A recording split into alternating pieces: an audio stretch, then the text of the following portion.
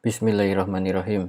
Jangan makan ini. Ini merupakan video tentang pembelajaran makanan-makanan apa aja yang harus dihindari oleh penderita diabetes mellitus. Yang pertama adalah kentang. Kenapa kentang? Karena kentang merupakan makanan yang memiliki kadar gula tinggi. Dan ternyata kadar indeks glikemik yang dihasilkan kentang lebih tinggi daripada nasi. Jadi untuk 150 gram kentang saja kadar glikemiknya mencapai angka 82. Sedangkan untuk nasi 72. Jadi indeks glikemik adalah angka yang menunjukkan seberapa cepat makanan diproses menjadi glukosa.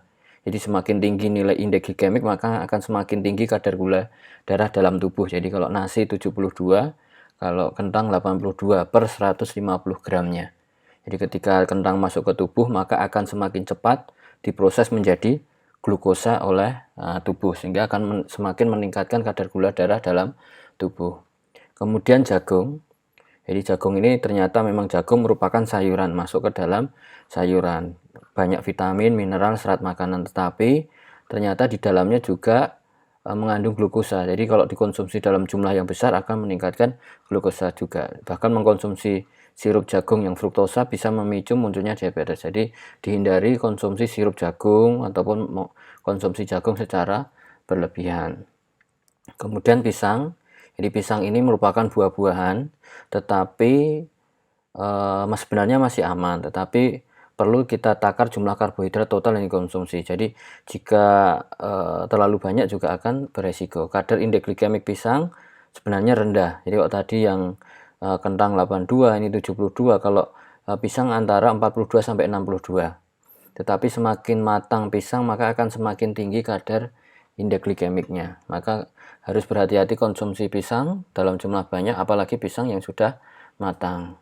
Kemudian nasi putih. Jadi nasi putih ini segala biji-bijian putih seperti roti, pasta putih, beras mengandung pati yang tinggi. Dan beras yang diolah menjadi nasi putih berbahaya. Apalagi jika dikonsumsi masih panas, sebab semakin panas nasi semakin tinggi indeks glikemiknya. Jadi semakin panas nasi putih maka akan semakin tinggi indeks glikemiknya. Jadi jika ingin makan nasi pastikan dalam keadaan dingin dan jumlahnya juga secukupnya, jangan terlalu banyak. Kemudian daging. Daging memang merupakan protein hewani, tetapi walaupun penting untuk pertumbuhan perkembangan tubuh, tetapi beberapa produk daging dapat meningkatkan atau memiliki kadar protein yang terlalu tinggi. Sehingga perlu dikurangi kadar konsumsi yang terlalu tinggi. Kalau bisa dikombinasi dengan protein dari nabati seperti kacang-kacangan ataupun dari buah-buahan yang lain.